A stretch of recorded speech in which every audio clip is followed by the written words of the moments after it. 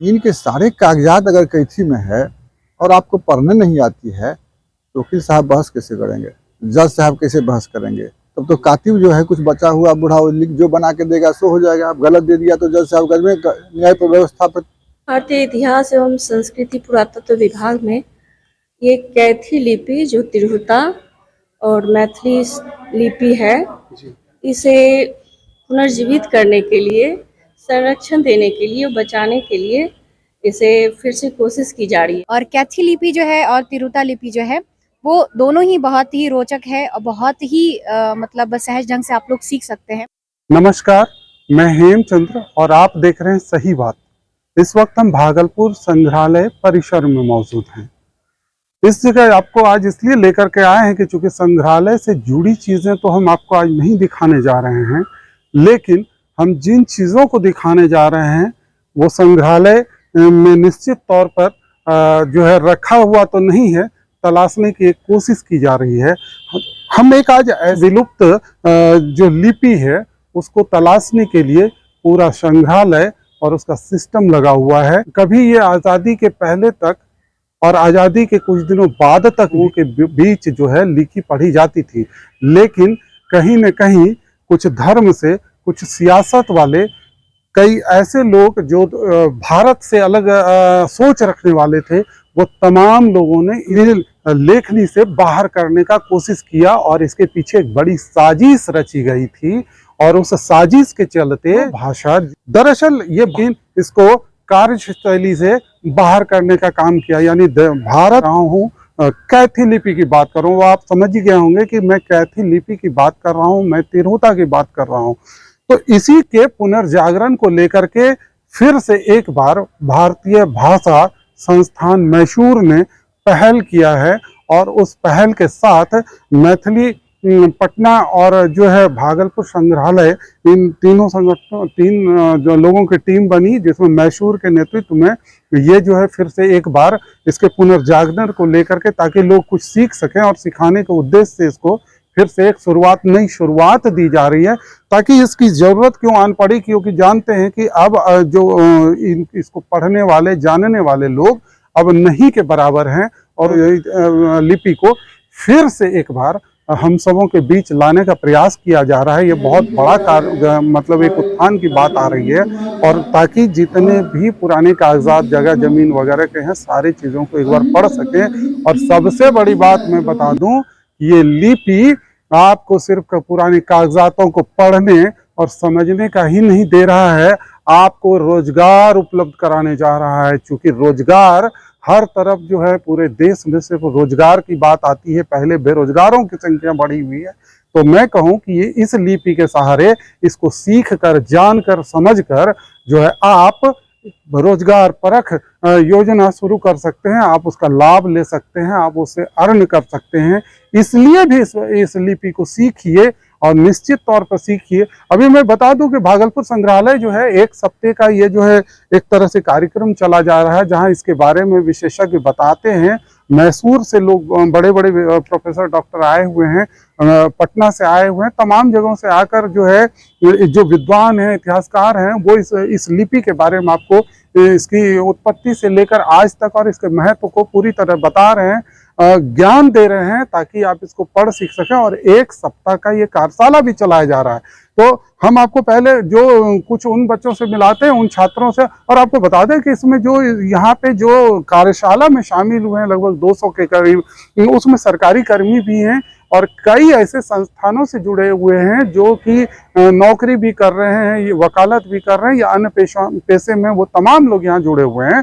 और उनके आने का मकसद ये है कि एक जो इसको आगे ले जाने की बात है, लोगों ने बड़ा बेहतर ढंग से इसे लिया है और वो सीख भी रहा है। आइए हम उन बच्चों से आपको मिलवाते हैं, या उन छात्रों से मिलवाते हैं जो इसको लेकर के सीखने के लिए यहाँ पे पहुंचे हुए हैं। सबसे पहले तो हमारे बिहार की ये संस्कृति है, लिपि है, तो हम लोग बिहार वासी हैं, तो इसकी संरक्षण बहुत जरूरी है ना। जैसे कि आर्य आए तो हम लोग का प्राचीन भारत की संस्कृति संस्कृत भाषा रही है, तो उसी तरह ये अंगिका या तिरहुता या मैथिली भाषा हमारे बिहार की है। तो ये बहुत ही आवश्यक है और हम लोग बिहार वासी होने के नाते इसकी संरक्षता बहुत जरूरी है, जागरूकता बहुत जरूरी है और सभी को शिक्षण मतलब बहुत जरूरी है। एक तो इसका तो हम तो कहते हैं सिलेबस में जुड़वा देना चाहिए कॉलेज स्कूल में। बिल्कुल जुड़वा देंगे। सर मैं यहाँ पे कैथी लिपि की पढ़ाई हो रही है, 5 दिवस के लिए यहाँ पे कैंप लगाया गया है। मैं उसी लिपि को सीखने के लिए मैं यहाँ पे आई हूँ। सर देखा जाए तो दोनों ही लिपि सीखनी चाहिए, क्योंकि जो भी हमारी प्राचीन मतलब सभ्यता है या फिर उनसे जो संबंधित लिपि हैं, तो जो खत्म होती जा रही हैं उनको बचाने के लिए तो सभी विद्यार्थियों को सीखना बहुत ही ज्यादा जरूरी है। और मैं चूंकि इतिहास की छात्रा हूँ, तो इस वजह से मेरी खुद ब खुद रुचि है कि मैं हर एक लिपि को जानूं समझूं, और मुझे जानने का बहुत शौक है। और कैथी लिपि जो है और तिरुता लिपि जो है, वो दोनों ही बहुत ही रोचक है और बहुत ही मतलब सहज ढंग से आप लोग सीख सकते हैं, सभी सीख सकते हैं।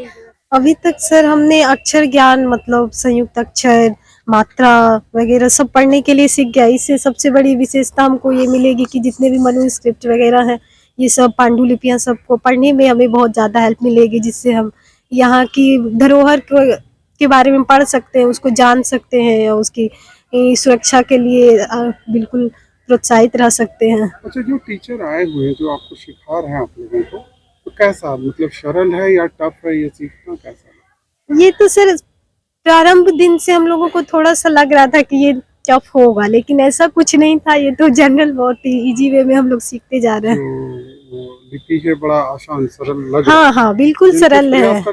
हाँ ये आम लिपि है, ऐसी नहीं कि मतलब एकदम हार्ड, वैसी कुछ नहीं है। आप क्या करते हैं?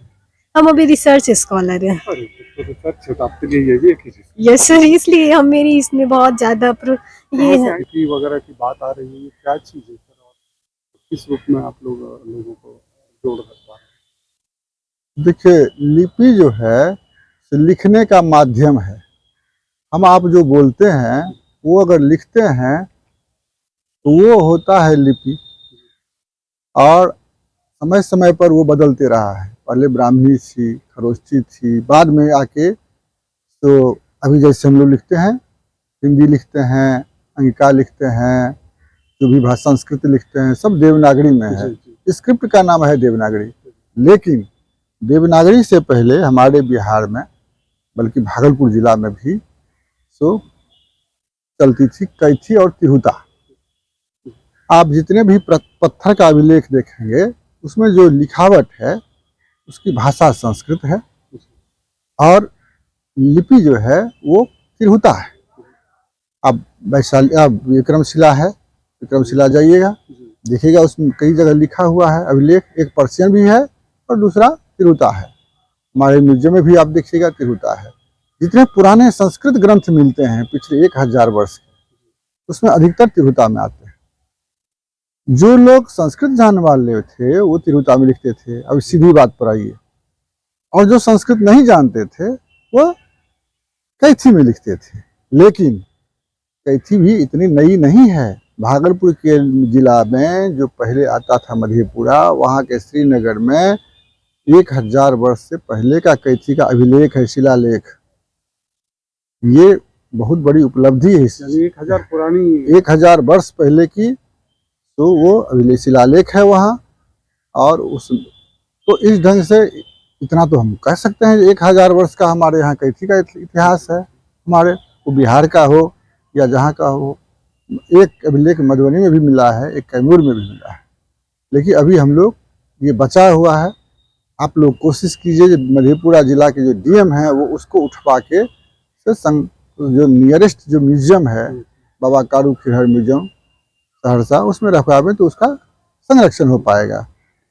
तो ये इसी लिपि को, और अभी जो वर्तमान समय में, वो तो पत्थर की बात हुई, बाद में क्या हुआ है तो जमीन के जितने कागजात हैं वो पढ़ने में अभी लोगों को बहुत समस्या आ रही है। हमारे यहाँ जो लोग आए हैं, आरा से आए हैं, रोहतास से आए हैं, कैमूर से आए हैं, बांका से हैं, कई जगह मधेपुरा से हैं, अररिया से है, सब जगह के लोग आए हैं।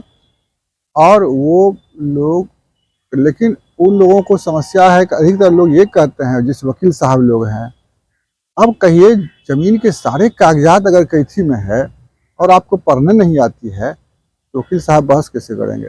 जज साहब कैसे बहस करेंगे? तब तो कातिब जो है कुछ बचा हुआ बूढ़ा वो लिख जो बना के देगा सो हो जाएगा। आप गलत दे दिया तो जज साहब घर में न्याय व्यवस्था पर असर पड़ा नहीं। न्याय व्यवस्था पर असर पड़ेगा सही जानकारी नहीं मिलने से। और हमारे यहाँ इसके लिए ज़मीन को पढ़ने के लिए, जानने के लिए, दस्तावेज समझने के लिए कैथी जाना बहुत ज़रूरी था और कैथी जाने वाले की बहुत कमी थी। तो हम लोगों ने एक मिशन के तौर पर तो पूरे बिहार में कोशिश किया है, कई वर्कशॉप करवाए हैं। ये पहली बार यहाँ हुआ है, इससे पहले हम लोग पटना में और दरभंगा में किए हैं। हजारों लोगों को हम लोग कैथी सिखाए हैं। कुछ लोग उसमें से अपना पैसा कमा रहे हैं, रोजगार का भी ये साधन है। ऐसा नहीं कि वो डॉक्यूमेंट पढ़िए, लेकिन आप रोजगार भी इसको अपना सकते हैं कि जो ज़मीन के कागजात हैं वो कैथी नहीं जानते हैं, वो आपके पास जाएंगे, आपको पैसा देंगे और आपसे पढ़वाएंगे। मैंने सबको कहा कि इसको रोजगार के रूप में अपनाइए। जो हमारे पार्टिसिपेंट है, अब बड़ी संख्या में पार्टिसिपेंट हैं, बहुत लोगों को है। लेकिन उससे भी महत्वपूर्ण है कि भारत सरकार जो अभी ये काम की है, भारत सरकार के भारतीय भाषा संस्थान मैसूर और मैथिली साहित्य संस्थान पटना और भागलपुर म्यूजियम, तीनों मिला के हम लोग ये प्रोग्राम किए हैं। लेकिन विश्वविद्यालयों को चाहिए इस विषय को तो कम से कम सर्टिफिकेट कोर्स करवावें, 1 महीना का करवावें, 6 महीना का करवावें, ताकि ये जो हमारी जो लिपि है वो जीवित रहे, विलुप्त नहीं हो।